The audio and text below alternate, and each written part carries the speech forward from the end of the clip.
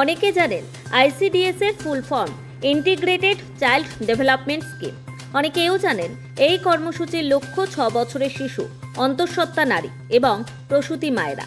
কিন্তু অধিকাংশ মানুষ একথা জানেন না, বিভিন্ন প্রত্যন্ত প্রান্তরে বিভিন্ন আইসিডিএস সেন্টার ঢুকছে। এরকমই একটি রুগ্ন আইসিডিএস সেন্টার উত্তর 24 পরগনার বসিরহাট মহকুমার দক্ষিণ বাঁকড়াতে, যার ছবি তুলে ধরা হলো নোবেল বাংলায়। হিঙ্গলগঞ্জের স্যান্ডেলের বিল দক্ষিণ বাঁকড়া ডোবর 16 নম্বর আইসিডিএস সেন্টারের বেহাল দশা দীর্ঘদিন ধরে অব্যাহত, যার দিকে নজর নেই ঊর্ধ্বতন কর্তৃপক্ষেরও। উত্তর 24 পরগনা দক্ষিণ বাঁকড়া ডোবর 16 নম্বর আইসিডিএস সেন্টারের বেহাল দশা দীর্ঘদিন। অভিযোগ, খোলা আকাশের নিচেই শিশুদের খাবার দিচ্ছে। স্থানীয়দের দাবি, দীর্ঘদিন ধরে এই বেহাল দশায় পড়ে আছে। সবাইকে জানানোর পরেও আজও এটা সংস্কার হয়নি। বাচ্চারা এখানে পড়াশোনা তো হচ্ছে না, আর তা বাদে আমাদের এই খাবার আগলা জায়গায় রান্না বান্না হচ্ছে, বাচ্চাদের খাবার সময় মতন পাচ্ছি না। এই বসা হলি তো একদম সে রান্না করবে কি করে ফাঁকা জায়গায়?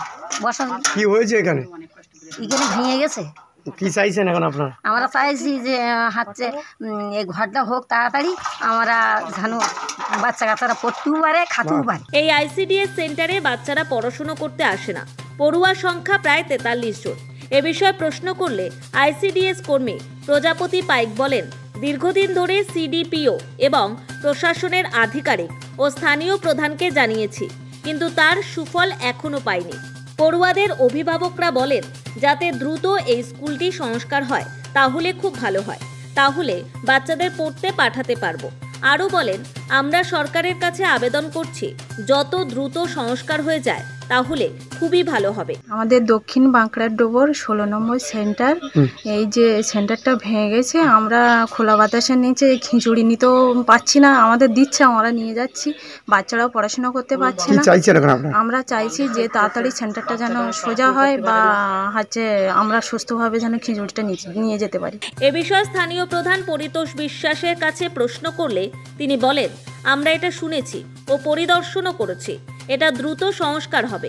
উঠেছিল এবং বাচ্চারা আইসিডিএস এর যারা বাচ্চারা প্রত্যেক দিনই পরিষেবা পেত, হঠাৎ ওই সেন্টারটা ভেঙে গিয়েছে। আমরা পঞ্চায়েত থেকে দেখতে গিয়েছিলাম, সেখানে নূতন ঘর নির্মাণ করার জন্য তার কাছ থেকে জায়গা আমরা লিখে নিয়েছি, পাঠাও জায়গা আমরা দিয়েছি, হাট জায়গা দিয়েছি, সেই শর্তে রাজি হয়েছেন এবং ঘরটা খুব তাড়াতাড়ি শুরু হবে এবং বিগত দিনে যেভাবে পরিষেবা পেত আগামী দিন থেকে সেইভাবে পরিষেবা পাবে। এই প্রসঙ্গে বিজেপি নেতা দামোদর প্রামাণিক শাসক দলকে আক্রমণ করে বলেছেন, তৃণমূলের পঞ্চায়েত দেখেও দেখে না, কেন আইসিডিএস সেন্টারের এই হতশ্রী দশা।